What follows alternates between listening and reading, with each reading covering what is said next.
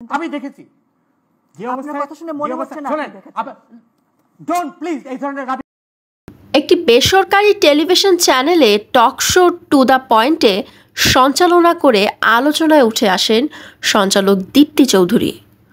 মূলত বিচারপতি মানিকের বিপরীতে ধৈর্য ও ভদ্রচিত আচরণের মধ্য দিয়ে পরিস্থিতি সামাল দিয়ে সবার নজর কেড়েছেন তিনি।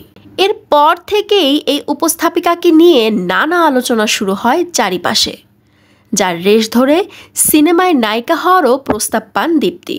প্রযোজনা প্রতিষ্ঠান জাজ মাল্টিমিডিয়ার নতুন ছবিতে কাজ করার প্রস্তাব দেওয়া হয় তাকে। বিষয়টি নিশ্চিত করেছেন জাজের কর্ণধার আব্দুল আজিজ নিজেই। নতুন সিনেমার জন্য আজিজের পছন্দের তালিকায় প্রথম ছিলেন দীপ্তি চৌধুরী, তবে নায়িকা হওয়ার সেই প্রস্তাব নাকচ করে দিয়েছেন তিনি।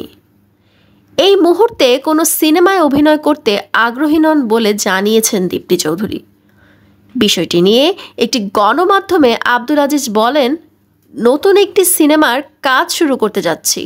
ইতোমধ্যে গল্প স্ক্রিপ্ট লেখার কাজ শেষ। সিনেমাটির জন্য নতুন একজন মুখ খুঁজছি। প্রথমে দীপ্তি চৌধুরীকে নায়িকা হিসেবে চেয়েছিলাম আমরা, কিন্তু এই মুহূর্তে সিনেমায় অভিনয় করতে চাচ্ছেন না তিনি। সিনেমাটির গল্পে সমাজের বাস্তব চিত্র ফুটে উঠবে। আশা করছি দর্শকদের বেশ ভালো লাগবে।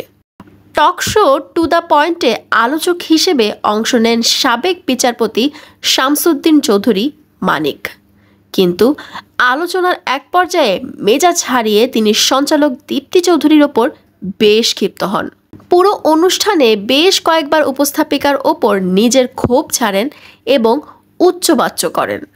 শুধু তাই নয়, অনুষ্ঠান শেষে স্টুডিও ছাড়ার আগে উপস্থাপিকাকে রাজাকারের বাচ্চা বলেও মন্তব্য করেন।